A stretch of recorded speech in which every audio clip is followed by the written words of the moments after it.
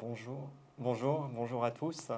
Ravi d'être avec vous aujourd'hui pour ce CX Paris. Bonjour Dirk. Bonjour.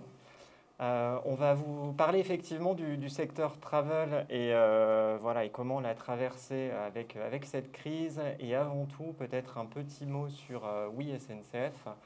Donc Oui SNCF est... c'est perturbant puisque j'ai quelqu'un derrière la caméra, pardon.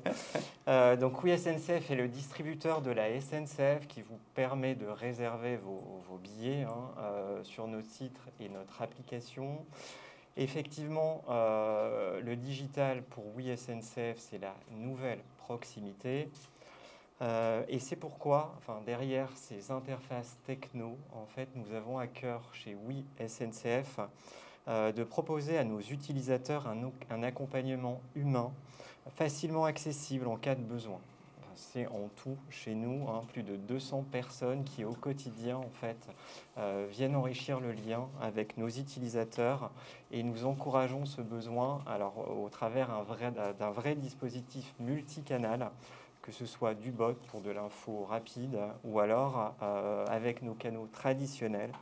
Et à noter une forte accélération sur nos canaux conversationnels, que ce soit avec du Messenger, du WhatsApp ou Apple Business Chat. C'est pourquoi je vais te laisser la main, Dirk, et nous montrer comment tu peux nous accompagner également dans notre dispositif relationnel.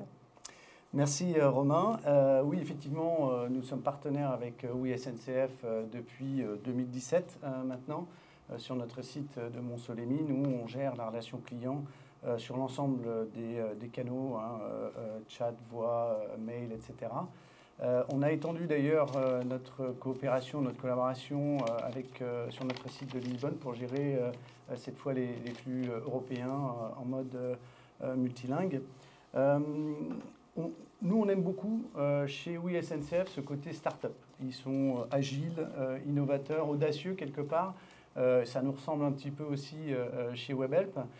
Et pendant cette crise qu'on a évidemment traversée ensemble, on l'a vu et on a bien pu confirmer cette audace et cette agilité. Nous, quelque part, c'est un peu le paradoxe de cette crise, c'est que notre métier, c'est de la relation client à distance, mais finalement, cette relation client, elle est fournie, cette prestation, elle est servie sur des sites. Et puis, on a fait presque un pivot de notre activité, puisque du jour au lendemain, on a passé plus de 50% jusqu'à 70% de notre activité en télétravail. Et c'est là justement que le partenariat avec Oui SNCF sur cette activité-là s'est montré particulièrement pertinent. Mais je vais peut-être laisser à Romain le soin d'expliquer comment le secteur a commencé à rebondir face à cette crise. Effectivement, notre secteur, il est évidemment particulièrement exposé à cette crise, à cette pandémie Covid. Qu'il s'agisse des mobilités du quotidien, qu'il s'agisse des mobilités professionnelles ou même des mobilités loisirs.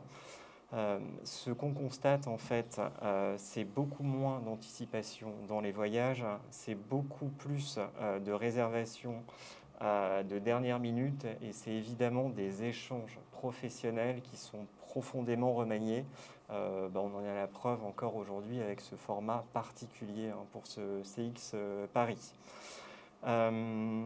Et chez nous, en fait, on a réussi en fait à se mettre en mouvement et à faire preuve, en tous les cas, d'une grande agilité avec quelques exemples en fait.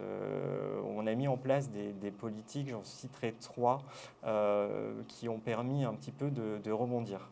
La première, c'est évidemment une politique de réassurance qui a été adaptée.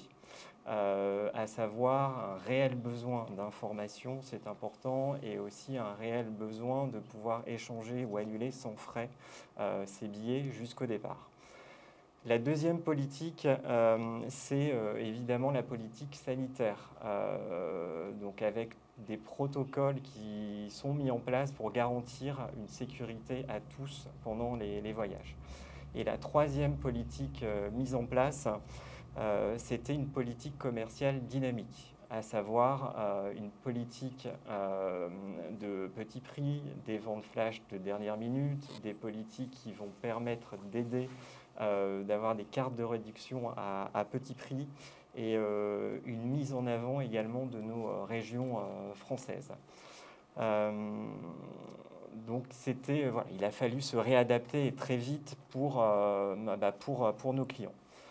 Paradoxalement, ce qu'on a constaté pendant ce contexte, c'est qu'en fait, on n'a jamais eu une CSAT aussi importante. Et en fait, le fait de se mobiliser au quotidien, d'accompagner les clients, ça s'est réellement ressenti au travers des feedbacks de nos clients. Et ça a été une vraie source de satisfaction pour tous et pour toutes les équipes. Je te laisse peut-être la parole, Dirk, puisque tu travailles avec beaucoup d'autres acteurs du travel, pour nous donner, toi, un petit peu tes pistes sur les évolutions tangibles sur le secteur du travel. Oui, bien sûr.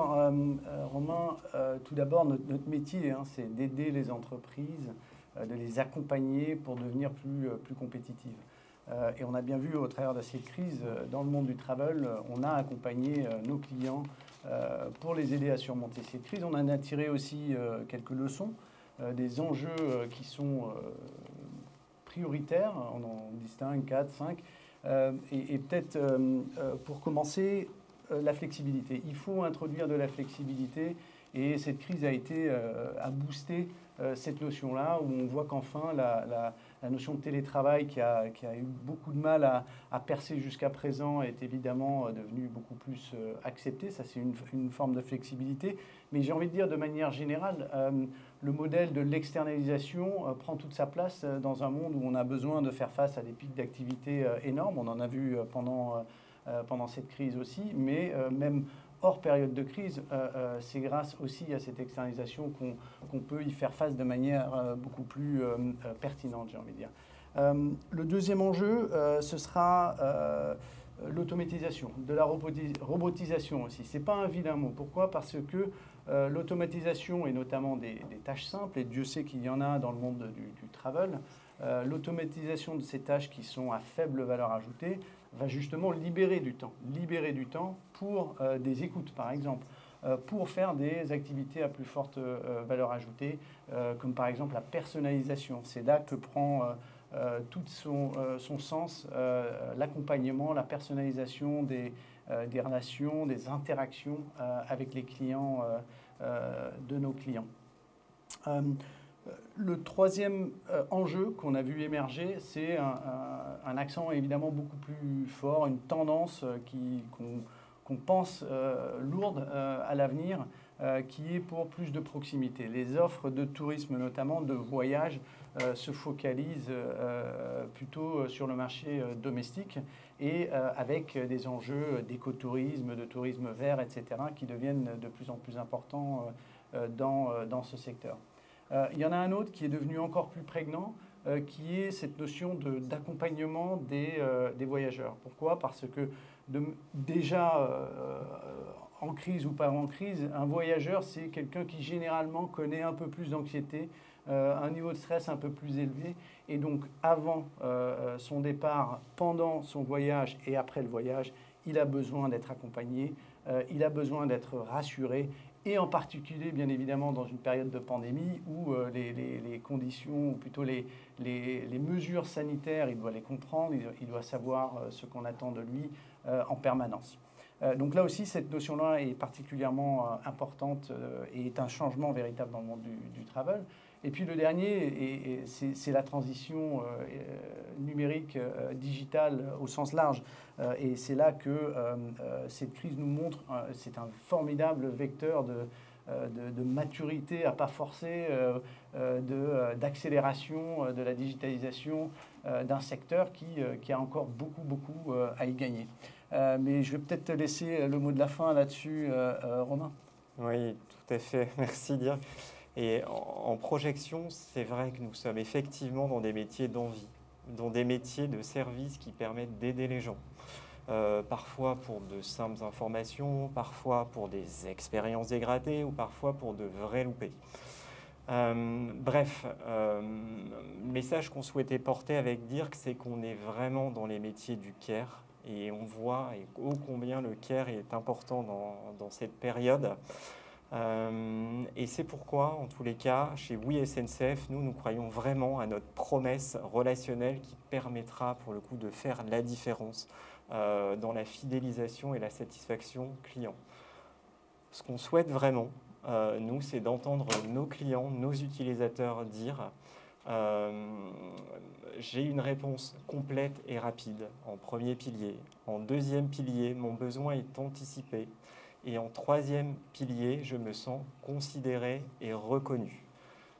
C'est véritablement sur ces 3 piliers-là qu'il faut activer ses forces pour garantir, pour le coup, une expérience utilisateur irréprochable. Merci beaucoup, messieurs. Merci à vous. Je ne pensais pas que c'était fini, pardonnez-moi. Merci d'avoir été avec nous. C'était Dirk Van Leeuwen, directeur général de Webhelp France, et Romain Cara, directeur des opérations et des projets Relations Clients chez Oui SNCF pour CX Paris by Relations Clients Magazine.